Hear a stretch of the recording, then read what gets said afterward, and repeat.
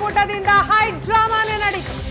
ಪ್ರತಿಭಟನೆ ರ್ಯಾಲಿಗೆ ಮುಂದಾದಂತಹ ಕಾರ್ಯಕರ್ತರನ್ನ ಪೊಲೀಸರು ಅರೆಸ್ಟ್ ಮಾಡಿ ಶಿವರಾಮೇಗೌಡ ಬಣದ ಕಾರ್ಯಕರ್ತರನ್ನ ಪೊಲೀಸರು ವಶಕ್ಕೆ ಪಡೆದಿದ್ದಾರೆ. ಪ್ರತಿಭಟನೆ ಮಾಡೋದಕ್ಕೆ ಅವಕಾಶನೇ ಕೊಡಲಿಲ್ಲ ಪೊಲೀಸರು. ರಸ್ತೆ ಮಧ್ಯೆ ಎಲ್ಲರನ್ನ ಬಂಧಿಸ್ತಾ ಇದ್ದಾರೆ. ವಾಟಾಳ್ ನಾಗರಾಜ್ ಬಂಧನಕ್ಕೂ ಕೂಡ ಪೊಲೀಸರು ಸಿದ್ಧತೆಯನ್ನ ಮಾಡ್ಕೋತಾ ಇದ್ದಾರೆ. ಟೌನ್ ಹಾಲ್ ಬಳಿಯ ದೃಶ್ಯವನ್ನ ನೋಡ್ತಾ ಇದ್ದೀರಿ.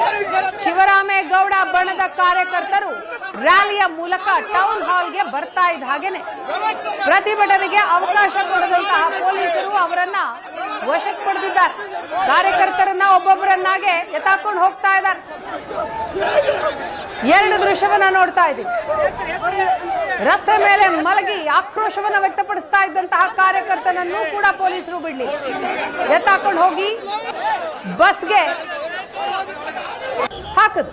ಟೌನ್ ಹಾಲ್ನ ಎರಡು ದೃಶ್ಯಾವಳಿ, ನೂರಾರು ಸಂಖ್ಯೆಯಲ್ಲಿ ಕಾರ್ಯಕರ್ತರು ಬರ್ತಾ ಇದ್ದ ಹಾಗೇನೆ ಅವರನ್ನ ಅರೆಸ್ಟ್ ಮಾಡ್ತಾ ಇದ್ದಾರೆ ಪೊಲೀಸರು. ನಾವು ಮುಖವಾಡ ಹಾಕೊಂಡು ಇವತ್ತು ಸರ್ವಾಧಿಕಾರ ಆಡಳಿತವನ್ನ, ಡಿಕ್ಟೇಟರ್ಶಿಪ್ ಆಡಳಿತವನ್ನ ಪೊಲೀಸ್ ಇಲಾಖೆ ಜನಪರವಾಗಿ ನಿಲ್ಲೋದು ಬಿಟ್ಟು ಇವತ್ತು ಯಾವುದೋ ಗೋಸುಂಬೆ ರಾಜಕಾರಣ ಪರವಾಗಿ ನಿಂತು ಜನಪರವಾದ ನಾಡಿನ ಹಿತಾಸಕ್ತಿಗಿರ್ತಕ್ಕಂಥ ಒಂದು ದೊಡ್ಡ ಹೋರಾಟವನ್ನು ಹತ್ತಿಕ್ಕಿ ಜನರ ಭಾವನೆಗೆ ವಿರುದ್ಧವಾಗಿದ್ದಾರೆ. ಅಂಥ ಒಂದು ಅಧಿಕಾರಿಗಳು ಯಾರೇ ಇದ್ರು, ಪೊಲೀಸ್ ಕಮಿಷನರ್ ಆಗಿರಲಿ, ಯಾರೇ ಆಗಿರಲಿ, ಈ ನಾಡಿನ ಜನರ ಭಾವನೆಗೆ ವಿರುದ್ಧವಾಗಿರ್ತಕ್ಕಂಥ ಯಾವ ವ್ಯಕ್ತಿನೂ ನಮಗೆ ಬೇಡ, ಅವನ ವರ್ಗಾವಣೆ ಮಾಡಿ ಅಂತಕ್ಕಂಥ ಒತ್ತಾಯವನ್ನು ಆಗ್ತದೆ. ಸರ್, ದೊಡ್ಡ ಮಟ್ಟದ ಪ್ರತಿಭಟನೆ ಆಗಬೇಕಾಗಿತ್ತು. ನಿಮ್ಮನ್ನ ಅಲ್ಲಲ್ಲೇ ಇಟ್ಕೊಂಡು ನಿಮ್ಮನ್ನ ಫ್ರೀಡಂ ಪಾರ್ಕ್ ತಂದು ಕೂರಿಸುವಂತ ಕೆಲಸವನ್ನ ಪೊಲೀಸರು ಮಾಡ್ತಾರೆ. ರಾಜಕಾರಣಿಗಳು ಇವ್ರಿಗಾಗಲೇ ಸೂಚನೆಯನ್ನು ಕೊಟ್ಟಿರ್ತಕ್ಕಂಥದ್ದು, ಯಾರ್ಯಾರು ಪ್ರತಿಭಟನಾಕಾರರು ಬರ್ತಾರೋ ಅವ್ರನ್ನ ಅಲ್ಲಲ್ಲೇ ಪಿಕ್ ಮಾಡ್ಕೊಂಡ್ ಬನ್ನಿ ಅಂತ. ರಾಜಕಾರಣಿಗಳಿಗೆ ನಾಚಿಕೆ ಆಗಬೇಕು.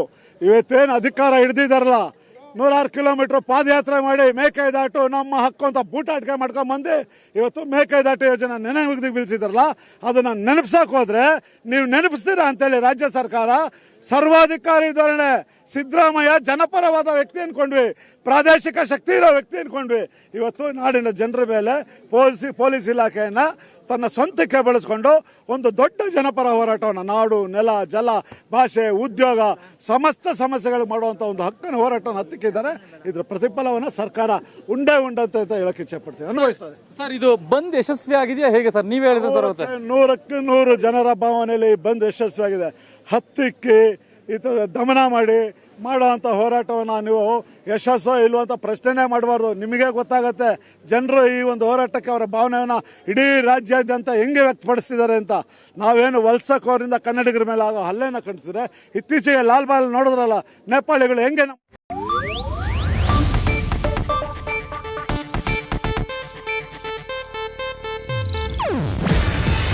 ಇದು ಏಷ್ಯಾನೆಟ್ ನ್ಯೂಸ್ ನೆಟ್ವರ್ಕ್ ಪ್ರಸ್ತುತಿ.